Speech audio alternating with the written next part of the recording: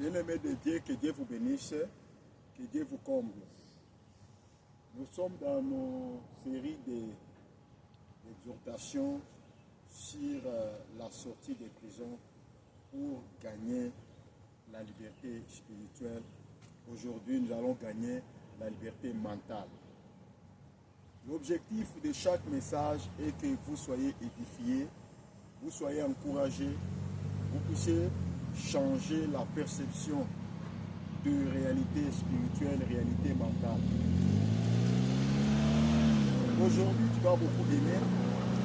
Nous travaillons sur la liberté mentale. La liberté mentale dépend de la décision que tu vas prendre aujourd'hui. Avant d'aller plus loin, je t'invite à écrire dans tes commentaires « Je sors de la liberté mentale au nom de Jésus-Christ ». Et n'oublie pas de partager cette vidéo à une personne qui a besoin de la délivrance et de la liberté. Mais avant d'aller plus loin, je vais me présenter. Je suis votre frère Jean Okachala. J'exerce le ministère d'évangélisation. Mon rôle, c'est de vous présenter le choix entre accepter la délivrance et refuser la délivrance. Accepter la liberté et refuser la liberté. Mais mon conseil de ce matin est que choisis la liberté, choisis la délivrance. Lorsque tu es libre et tu es délivré mentalement, tu peux aller plus loin. Alors nous allons lire la parole de Dieu en Ésaïe 61, verset 1. L'Esprit du Seigneur est sur moi, car l'Éternel m'a oint pour porter les bonnes nouvelles aux malheureux. Il m'a envoyé pour guérir ceux qui ont les cœurs brisés, pour proclamer aux captifs la liberté, aux prisonniers la délivrance, pour publier une année de grâce. Vous voyez ici, on parle plus beaucoup des cœurs brisés.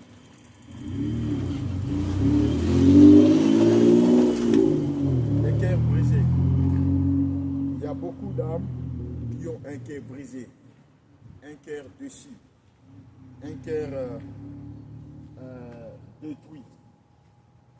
Qu'est-ce qui détruit nos cœurs? Ce sont les faux raisonnements. Les faux raisonnements, les fausses pensées, les pensées négatives. L'ennemi nous limite dans les pensées. L'ennemi ne veut pas que nous puissions penser grand. Nous sommes dans les pensées d'échec, nous sommes dans les pensées de la pauvreté, de la médiocrité, nous sommes dans les pensées de l'esclavagisme, nous sommes dans les pensées de maladie, du malheur. Et voilà, notre cœur est envahi, emprisonné. La liberté mentale, c'est vraiment un grand objectif. C'est le résultat même de ces messages. Que chacun de nous soit libre mentalement. Pourquoi? Parce que la plupart d'âmes sont emprisonnées par les pensées négatives, les pensées suicidaires, les pensées irrationnelles. Et pourtant, Dieu veut que nous puissions penser grand. Dieu veut que nous puissions penser meilleur. Mais pour penser grand, qu'est-ce que nous allons faire? Nous allons passer par le renouvellement de l'intelligence.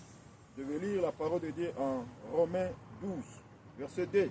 Ne vous conformez pas au siècle présent, mais soyez transformés par le renouvellement de l'intelligence, afin que vous discerniez quelle est la volonté de Dieu, ce qui est bon, agréable et parfait. Voyez-vous, la sortie des prisons mentales commence par le renouvellement de l'intelligence. Nous devons apprendre à renouveler nos pensées, nos émotions, nos cœurs. Lorsque nous renouvelons notre intelligence, nous allons avoir les discernements pour discerner ce qui est bon, ce qui est agréable et ce qui est parfait. Aujourd'hui, nous vivons dans un monde où les gens ne font pas de bons choix. Les gens, leurs idées, leur intelligence, leurs pensées sont tellement liées, sont emprisonnées. Et aujourd'hui, je viens te demander de prendre la décision de sortir de la prison satanique. C'est possible. Prison mentale. Alors, Dieu est capable de renverser les forteresses, le faux raisonnement, le raison satanique que l'ennemi met dans ton cœur pour te dire que tu ne peux pas réussir, tu n'es pas capable, tu ne peux pas aller de l'avant, tu ne peux pas avancer. Alors, le faux raisonnement, ça arrive. Alors, devons apprendre que le faux raisonnement, ça arrive. Alors, nous devons sortir des faux raisonnements, des fausses pensées, des pensées d'échec. Pour terminer, je vais dire que ta prison mentale n'est pas éternelle. C'est possible de sortir de la prison mentale. C'est possible d'être libre. Mais pour sortir de la prison mentale, voilà l'outil que je te donne. Aie l'habitude de méditer chaque jour la parole de Dieu. Aie l'habitude de penser chaque jour la parole de Dieu. Au lieu de penser tes problèmes, au lieu de penser tes situations, au lieu de penser les circonstances de ta vie, pense plus à la parole de Dieu. Plus vous pensez à la parole de Dieu, plus vous la méditez, plus vous la gardez dans votre cœur, plus vous allez réussir. Rappelle-toi de Josué 1:8, que ce livre de la loi ne s'éloigne point de ta bouche, médite les jours et nuits pour agir fidèlement selon la parole de Dieu. C'est alors que tu réussiras, c'est alors que tu auras du succès dans toutes tes entreprises. Voyez-vous, donc écris déjà dans les commentaires, je sors de la prison mentale, de limitation, d'échec, d'envoûtement, de maladie, de souffrance, de douleur, au nom de Jésus-Christ. C'est au nom de Jésus-Christ, en le faisant, que tu peux déjà sortir de cette prison. Nous allons imiter Paul et Silas. Ils étaient en prière, ils étaient en prison. Ils ont utilisé deux outils. Le premier outil, c'était la prière. Et le deuxième outil, c'était la louange de chant. Paul et Silas, ils ont utilisé... Juste peut-être avec votre caméra. Non, c'est correct. Paul et Silas, ils ont utilisé deux outils. Paul et Silas, ils ont utilisé l'outil de la prière, l'outil de la louange.